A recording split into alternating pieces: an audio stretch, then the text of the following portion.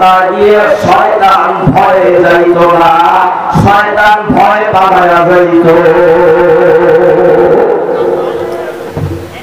হযরত ওমর নিজে বয়ান করেছে, আমি ওমর একজন ছাগলের রাখাল ছিলাম মাত্র।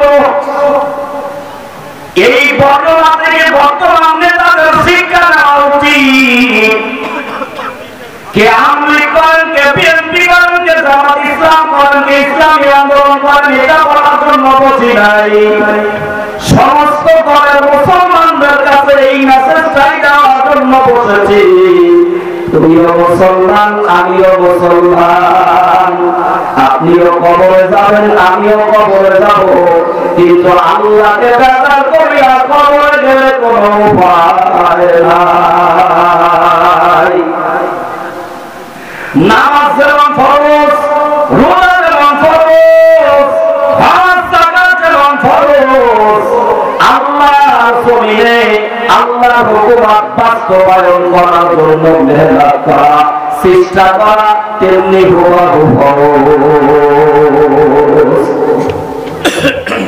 এই পরিবার যেভাবে রাষ্ট্র পরিচালনা করেছেন, নবী যেভাবে রাষ্ট্র পরিচালনা করেছেন, এই একমাত্র ইসলাম ক্ষমতায় যাওয়া ছাড়া এরকম রাষ্ট্র ব্যবস্থা স্বপ্নের আশা করা, এর চাইতে বড় বোকামি দুনিয়ার দ্বিতীয় একটাও নাই। ইসলাম যদি ক্ষমতায় যায়, নবী যেভাবে রাষ্ট্র পরিচালনা করেছে, সাহাবায়ে কেরাম যেভাবে রাষ্ট্র পরিচালনা করেছেন, ওইভাবেই রাষ্ট্র চলবে, কোরআনের বিধান অনুযায়ী রাষ্ট্র চলবে। এর নেতাদের মদ খাওয়া বন্ধ হয়ে যাবে, নেতাদের চুরি করা বন্ধ হয়ে যাবে, নেতাদের বাটপারি করা বন্ধ হয়ে যাবে। এই জন্য বাংলার জমিনের নেতারা ইসলাম ক্ষমতায় আসো, ইসলাম আল্লাহর জমিনের বাস্তবায়ন হতে চায় না।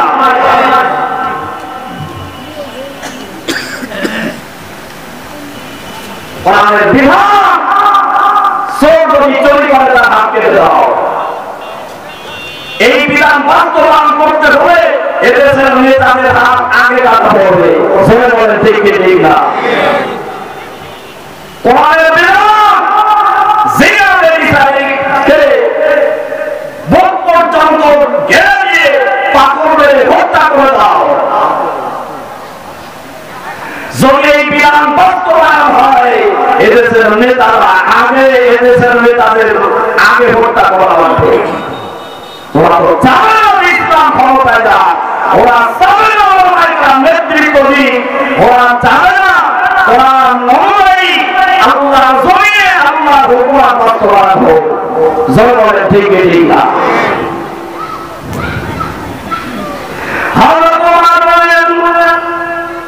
আমি আমার তো একজন ছাগলের রাখাল,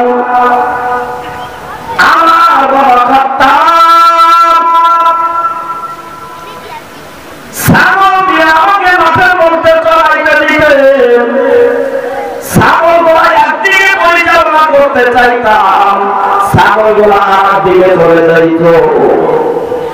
আমি আমার কথা দুনিয়ার ছাগল পর্যন্ত শুনত না, কিন্তু কোরআনের ছাগলে কোরআন নবীর সোহবতে আসার পরে আল্লাহ তাআলা এত পাওয়ারফুল আমাকে বানাইছেন, এখন ছাগলরা দুনিয়ার জমিন পর্যন্ত আমি ওমরের কথা শোনে।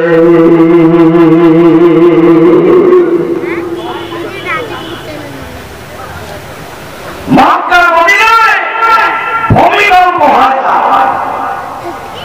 এই হাদিস আমি পড়েছি আমার উস্তাদ আল্লামা শাহ আহমদ শফি রাহমাতুল্লাহি আলাইহি হাদারাতুল মাদ্রাসার মহাপরিচালক ছিলেন। আল্লাহ তাআলা তার কবরকে জান্নাতে উসুল আকাম দান করেন, বলেন আমিন। যারা রাস্তায় আছেন, দোকানে হাত বাজারে আছেন, আমার যুবক ভাইরা হাতে পায়ে করে ওই ময়দানে চলে আসে। এই বাজার আগামীকাল আর থাকবে না, চলে আসেন। বসলো কিছু সময় আলোচনা হবে, আসেন দেখেন এই ময়দানে বসলো ওলামায়ে কেরামের সোহবতে আসলে হয়তো জীবনের মোহ আল্লাহ খোলা দিতে পারে। আজকে ওই হাফেজি হুজুররা পাবেন না, শাইখুল হাদিস আল্লামা আজিজুল হকরে আর পাওয়া যাবে না, মুফতি আমিনী আর পাওয়া যাবে না। এখন আমাদের মাঝে মুফতি আব্দুল কাইয়ুম জমাদার সাহেব আছে, ওনাদেরকে আর পাওয়া যাবে না, এনাদেরকে আমরা পাবো। এজন্য আমার যুবক ভাইরা, আমার দোস্তরা রাস্তাঘাটে হাট বাজারের দোকানে বিজয় ঘোরাফেরা না করে ময়দানে চলে আসে। হয়তো এই মাহফিলটা হিদায়াতের জন্য জড়িয়ে হয়ে যেতে পারে। কোন কথায়, কার কথায়, কোন দিন, কোন ময়দানে কে হিদায়াত পাবে আপনারও জানা নাই, আমারও জানা নাই। এই ময়দানে আল্লাহ তাআলা হিদায়াতের নূর আল্লাহ দিয়ে দিতে পারে।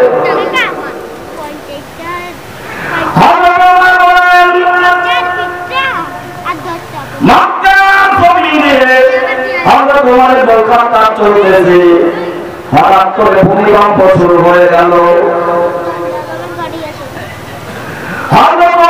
লাঠি দিয়ে জমিনের উপরে আঘাত করে বলতেছে, জমিন ভূমিকম্প হয়ে না, ভূমিকম্প হয়ে না, থেমে যাও।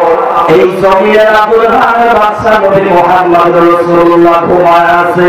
তুমি যদি ভূমিকম্প হও তাহলে হয়তো নবীর ঘুমটা ভেঙে যেতে পারে। মাটির উপরে আঘাত করে বলতেছে, ভূমিকম্প হয় না, সাথে সাথে ভূমিকম্প থেমে গেছে।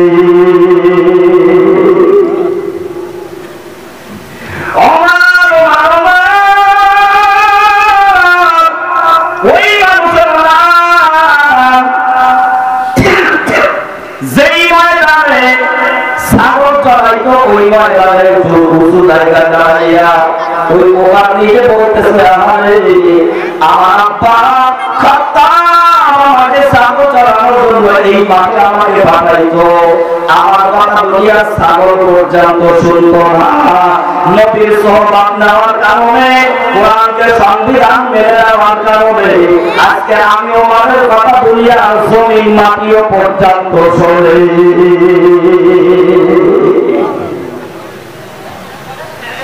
কোরআন সংবিধান মানার কারণে, একমাত্র শুধুমাত্র নবীকে নেতা মানার কারণে যদি একজন মানুষের এত পরিবর্তন আসতে পারে, ওই মানুষগুলা যদি কোরআনকে সংবিধান মেনে নিতে পারে, নবীকে নেতার মতো নেতা মানতে পারে, নাইবে নবী যারা নবী ইসলাম বিশুদ্ধ হয়ে নেতৃত্ব দিতে চাইবে, তাদেরকেও যদি নবী ইসলামের নাইবে নবী হিসাবে নেতা মানতে পারে।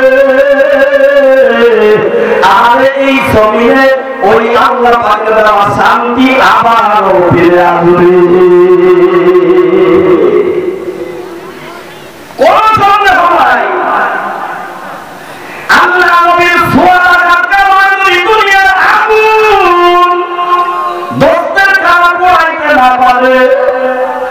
মুসলিম শরীফের হাদিস, নবী বলেছেন, নবীর সাহাবী নবীর খাদেম আনাস বলেছেন, নবীকে যে গোস্তের খানা পিছায়া খানা খাওয়াইতাম, ওই গোস্তের খানাটা ময়লা হয়ে গেলে আমি কখনো পানি দিয়ে ধুইতাম না, চামড়া গোস্তের খানাটা আগুনের ভিতরে দিয়ে দিতাম, ময়লা পুরে পরিষ্কার হয়ে যেত, পরিষ্কার গোস্তের খানাটা বের হয়ে আসতো। জিজ্ঞাসা করা হইল, আগুনের কাজ তো চামড়া পোড়ায় ফেলে দেওয়া, কিন্তু নবীর ছোঁয়া লাগার কারণে গোস্তের খানা পড়ে না, নবীর হাত লাগার কারণে, নবীর ছোঁয়া লাগার কারণে যদি দুনিয়ার আগুন গোস্তের খানা পোড়াইতে না পারে, ও খানা পোড়া লাগার জন্য পাইলা বাবাজিরা পর্দার মা বোনেরা, ওই নবীর আদর্শ যদি সারাদিয়া বলির ভিতরে করতে পারেন, ওই নবীর আদর্শ যদি সমাজে বাস্তবায়ন করতে পারেন, ওই নবীর আদর্শ যদি রাজনীতির অঙ্গনে আপনি বাস্তবায়ন করতে পারেন, ওই নবীর আদর্শ আন্তর্জাতিক পর্যায়ে যদি বাস্তবায়ন করতে পারেন, খোদার কসম এই রাষ্ট্রের মানুষ জান্নাতি মানুষ হয়ে যাবে।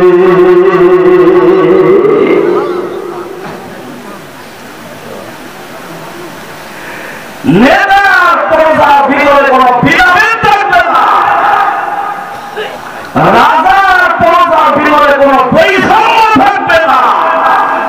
ইসলাম ক্ষমতায় যায়। যেই নেতা অহংকারী আর ধর্ম আর গর্ব তার সাথে কথা বলার সুযোগ পাওয়া যায় না, এই নেতা কোনদিন ইসলাম ক্ষমতায় যাবে না, যাবে না, যাবে না। নবী রাষ্ট্র পরিচালনা করেছেন, 4 খলিফা 4 জন রাষ্ট্র পরিচালনা করেছে। বলতেছিলাম দ্বিতীয় খলিফা হযরত আবু বকর যুগ যখন চলে আসলো, আবু বকর বর্ণনা অনুযায়ী ওমর রাদিয়াল্লাহু তাআলা আনহু ওই পরিবারের ভিতরে মহিলা খেদমতের দায়িত্ব নিয়ে নিলেন। যে দেখে কি অবস্থা, এই মহিলা 2 ঠোঁটের মধ্যে ঘা, জিহ্বার ভিতরে ঘা হয়ে গেছে, পোড়া হয়ে গেছে। আবু বকর কিভাবে মহিলা খাওয়াইতো ওমর তো বাস্তবে দেখে নাই। হযরত ওমর গোশত আর রুটি হাতের মধ্যে চিবাইয়া মুখের মধ্যে দিছে, মহিলা অন্ধ চিৎকার করে কেঁদে উঠছে।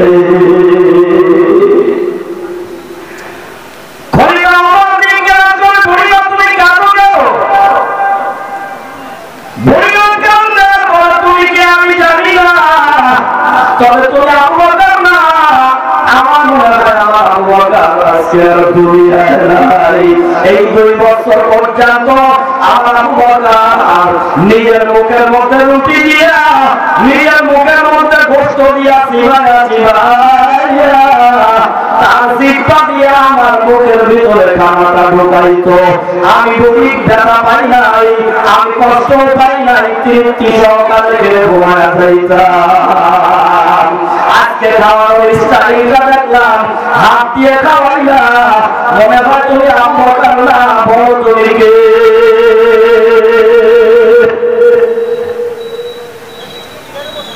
খলিফাতুল মুসলিমিন হযরত আবু বকর দুনিয়া থেকে চলে গেছে। বুড়িমা আমি ওমর, বর্তমান রাষ্ট্র পরিচালনার দায়িত্ব আমি ওমরের পরে, মা আমারে ক্ষমা করে দেন, আমি বুঝি নাই, বুঝতে পারি নাই, আপনার আর কষ্ট হবে না। আমিও আপনার আবু বকরের মতো নিজের মুখের মধ্যে গোশত আর রুটি চিবাইয়া আমার জিহ্বা দিয়ে আপনার মুখের ভিতরে দিব, আর কষ্ট করা লাগবে না। এই হলো রাষ্ট্র পরিচালনা, এই হলো রাষ্ট্রের মানুষের খেদমত। গোটা ওয়ার্ড খুলনা আমার জন্য পাওয়া হবে না, কারণ নেতা সারাদিনা বড়ির মধ্যেই কোনো নাই, নামাজ নাই, রোজা নাই, সুন্নাত নাই, সুন্নাতি লিবাস নাই, সুন্নাতি দাড়ি নাই, সুন্নাতি গালাগুলো নাই, মিসওয়াক নাই, কিছু নাই। এই মানুষরা যদি রাষ্ট্রের দায়িত্ব নিতে আসে, এই মানুষরা যদি সমাজনীতি করে, তার দ্বারা মানুষ নিরাপদ হতে পারে না, পারে না, পারে না।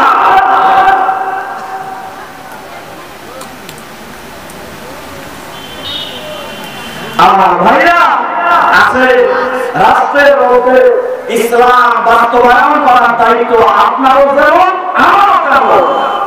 জনগণের ঠিক ঠিক না, নাকি আনন্দ আমাদের উঠেছি? হ্যাঁ, এই হুকম ইল্লা লিল্লাহ, এই জমিন কার? সবাই বলেন কার? আল্লাহ। এই জমিন কার হুকুম মতো চলবে? এই জমিনে কার হুকুমাত বাস্তবায়ন হবে? আল্লাহ বলে আমার জমিনে আমার হুকুম অনুযায়ী চলবে। এই বাস্তবায়ন করার দায়িত্ব হলো দুনিয়ার জগতের মানুষের উপর। যখন ইসলাম ক্ষমতায় বসানোর অবস্থান তৈরি হয়, তখন দেখা যায় 5 ওয়াক্ত নামাজীও ইসলামের বিপক্ষে অবস্থান নেয়। জনগণের ঠিক ঠিক না, 5 ওয়াক্ত নামাজ পড়েন নবী, আপনি ইসলাম আল্লাহর জমিনে চলেন, আল্লাহর সমস্ত নাজ নেওয়া ভোগ করেন, আপনি আল্লাহর সমস্ত নাজ নেওয়ার পানি বাতা সব ভোগ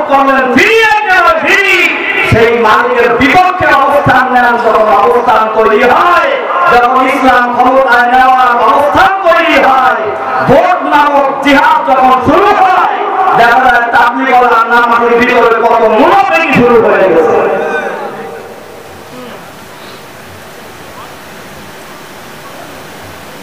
সারা জায়গায় আমাদের বন্ধুরা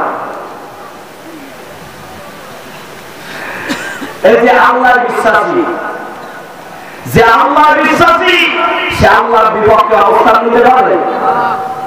যে আল্লাহর হুকুম বাস্তবায়ন করার জন্য একটা অবস্থান তৈরি করছে, যে আমাকে যদি ভোট নামক সাপোর্ট দিয়ে, সমর্থন দিয়ে যদি ক্ষমতায় বসাতে পারেন, আমি ইসলামের বিপক্ষে কোনো আইন পাস করবো না, ইসলামের বিপক্ষে অবস্থান নিব না, এই মানুষটার পক্ষে যদি সমর্থন না দিয়ে আপনি যদি কালমাসের পক্ষে, ইসলাম বিদ্বেষীদের পক্ষে অবস্থান নেন, ভোট দেন, সমর্থন করেন, এর থেকে বড় মুনাফিক আর গাদ্দারি দুনিয়া আর হতে পারে না। এই নামাজ দিয়ে কোন কাজ রাখবে আপনার? এই নামাজ, এই রোজা, এই ধোঁকাবাজি দিয়ে কি করবেন আপনি? আপনার দরকার দাঁড়াবেন কোন চেহারা? যদিও সাবজেক্টটা আমাকে দেওয়া হয়েছে, এই সাবজেক্টে আলোচনা শুরুতে আমি বলছি, এই সাবজেক্ট নিয়ে আলোচনা করলে সমাজের পার্টি নেতা থেকে শুরু করে হাই নেতা পর্যন্ত আমার নামের উপরে বেজার হবে। তো ভূমিকাটাও শুরু করছি, বিস্তারিত আলোচনা করলে এই আলোচনা করার সময়, এই আলোচনা বোঝা, এই আলোচনা শোনা সময় আর যোগ্য পাত্র বর্তমান খুঁজে পাওয়াই কঠিন। মুরব্বি হয়ে গেছে, 60 বছর 70 বছর বয়স হয়ে গেল, নামাজও পড়ে, তাবলীগও করে, অন্যান্য ইও করে, ইসলামের অন্যান্য কাজও করে। যখন ইসলাম ক্ষমতায় নেওয়ার অবস্থান তৈরি হয়, তখন দেখা যায় যে ইসলাম বিদ্বেষী আপনি তার পক্ষে বলে গেছে। জোর বলে ঠিক না?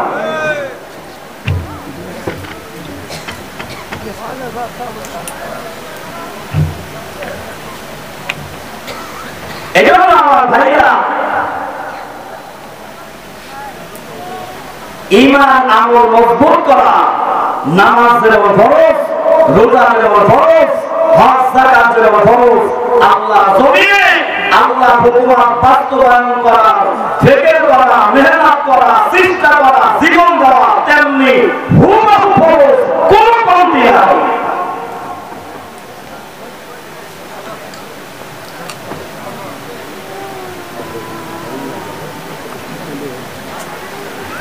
আল্লাহ তাআলা আমাদের সবাইকে সহি বুঝ দান করেন, বলেন আমিন।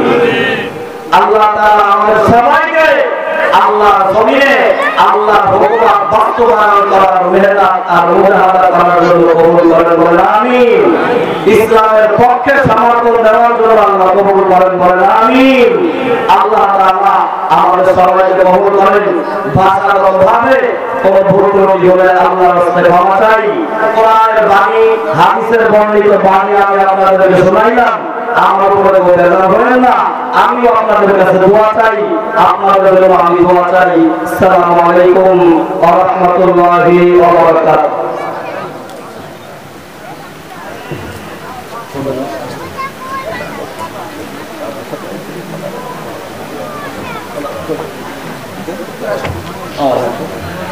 আমাদের মেহমান চলে আসছে, উনি এখন আলোচনা করবেন, সবাই দৃষ্টির সাথে আলোচনা শুরু করেন।